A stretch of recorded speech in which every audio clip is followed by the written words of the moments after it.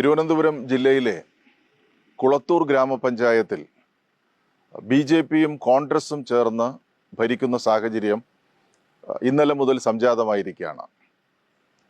സാധാരണ നിലയിൽ ബി.ജെ.പിയും കോൺഗ്രസും ഒത്തുചേർന്ന് ഭരണം നടത്തുന്നത് തിരുവനന്തപുരം ജില്ലയിലെ ഏതാണ്ട് 7-8 ഗ്രാമപഞ്ചായത്തുകളിൽ സ്റ്റാൻഡിംഗ് കമ്മിറ്റിയുടെ ചെയർമാൻമാരായിട്ടോ അല്ലെങ്കിൽ പഞ്ചായത്ത് പ്രസിഡന്റുമാരോ ആയിട്ടോ ഒക്കെ ബി.ജെ.പിയും കോൺഗ്രസും തമ്മിലുള്ള ബാന്ധവം ഇന്ന് വെളിപ്പെട്ടിരിക്കുകയാണ്.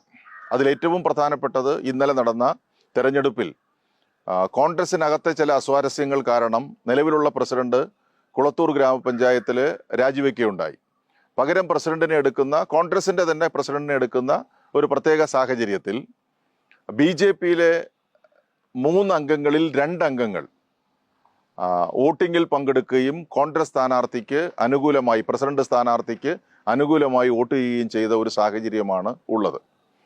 ഇത് ഗ്രാമപഞ്ചായത്ത് പ്രസിഡന്റിന്റെ തെരഞ്ഞെടുപ്പിലാണ്. ഇവിടെ തിരുവനന്തപുരം ജില്ലയിൽ തന്നെ നാവായിക്കുളം, ഇലകമൺ ഗ്രാമപഞ്ചായത്തുകളിൽ ഇത്തരം സ്റ്റാൻഡിംഗ് കമ്മിറ്റി തെരഞ്ഞെടുപ്പുകളുമായി ബന്ധപ്പെട്ട് ബി.ജെ.പിയുമായി ചേർന്ന് നിൽക്കുകയാണ്. പ്രത്യേകിച്ചും ഒരു ലോക്സഭാ തെരഞ്ഞെടുപ്പ് അനിവാര്യമായിട്ടുള്ള ഈ ഘട്ടത്തിൽ തിരുവനന്തപുരം ജില്ലയിലെ ഏറ്റവും പ്രധാനപ്പെട്ട ഒരു ഗ്രാമപഞ്ചായത്തിൽ കോൺഗ്രസും ബി.ജെ.പിയും തമ്മിലുള്ള ബന്ധം വെളിവാക്കുന്നത് വരാൻ പോകുന്ന ലോക്സഭാ തെരഞ്ഞെടുപ്പിൽ കോൺഗ്രസും ബി.ജെ.പിയും തമ്മിൽ ചില ധാരണകൾ ഉണ്ടായിട്ടുണ്ട് എന്നുള്ളതാണ്.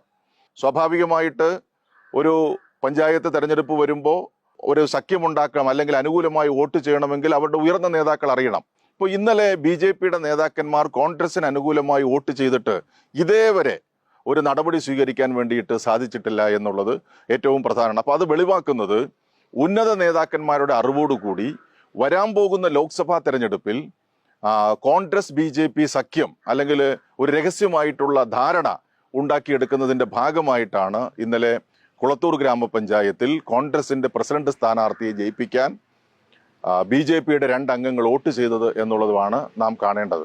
ഇത് ജനാധിപത്യ വിശ്വാസികൾ ഈ കോൺഗ്രസിൻ്റെ അല്ലെങ്കിൽ ബി.ജെ.പിയുടെ പൊള്ളത്തരങ്ങൾ മനസ്സിലാക്കണമെന്നുള്ളതാണ് എനിക്ക് ഈ അവസരത്തിൽ പറയാനായിട്ടുള്ളത്.